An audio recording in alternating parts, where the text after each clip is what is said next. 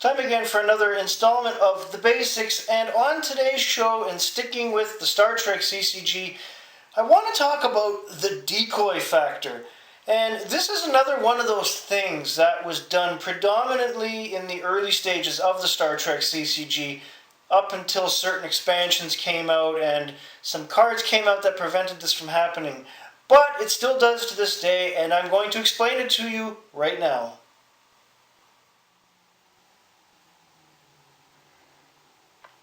Now, using a ship as a decoy in the Star Trek CCG is almost akin to beaming down one crew member to a mission to determine the dilemmas, which is also known as redshirting, which I've covered on an earlier episode.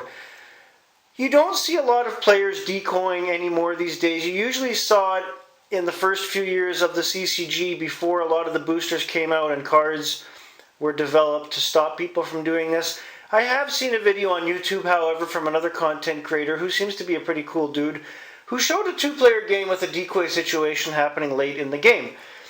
And using my Federation deck to illustrate, that is precisely when decoying starts to happen, is anywhere from the middle towards the end of the game.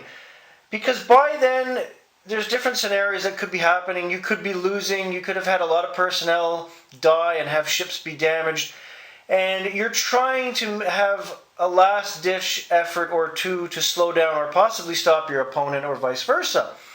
How this is done is predominantly through ships, by using a couple other cards as well. For example, on my space line that I have set up, and I'm only using cards from my Federation deck because it's much simpler to do this. In one example, I have the Enterprise D, which had been damaged in a battle. We're getting near the end of the game. I only have 3 personnel left on board, which is the basic requirements to move the ship. I can't complete a couple of the missions because I don't have enough personnel with enough attributes to do that. And my opponent has been eyeing my ship on and off, possibly wanting to attack it or commandeer it. You don't know. And one thing that people like to do, and you don't see this a lot with big starships, you see it more with runabouts and smaller ships, and I'll get to that in a moment, is you'll leave that ship at a spaceline location with the minimum requirements, and with Federation sometimes it's tough because you still need a command icon to have that ship going, so you'll leave it on there, and it's usually a good personnel. But anyways, your opponent waltzes along, oh, I'm going to attack that or commandeer it. And if he's in the commandeering frame of mind, or if he attacks it, the two most common ways to destroy or deal with your own decoy ship is either an interrupt during his turn, which is the auto-destruct sequence, plays on one of your own ships, ship self-destructs at end of your turn, explosion damages all other ships at same location, which have shields greater than 8. Or you'd play during your turn Warp Core Breach, plays on any ship except the Borg ship, which would be the dilemma at this point.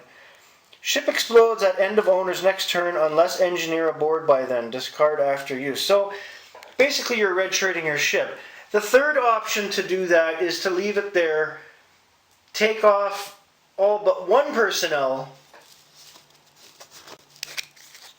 and let your opponent do whatever he wants to it, distracting him from whatever it is he's supposed to be doing if he's after you or whatnot, and it allows you to maybe play whatever you have left in your side deck to try to work on his ship or do something to it and slow him down.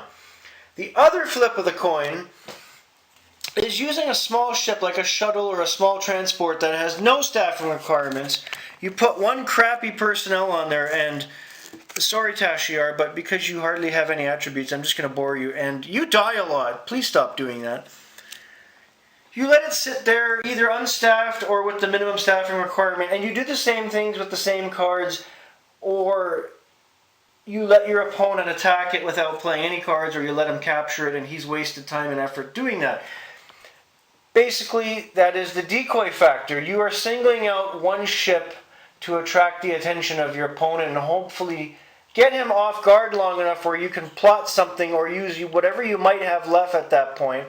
Whether if you have a few cards left in your draw deck, obviously your draw deck ain't going to be this big at the end of the game, or in your Q's tent or appropriate side deck. The problem, as I stated, with using a decoy, you are pretty much burning a usable ship and a few personnel. Again, at that stage in the game, it might be too late for you, but especially if it's a Galaxy class ship or a heavy hitter, I'd be hesitant using it as a decoy. I'd more go for the runabout or a small ship, something crappy.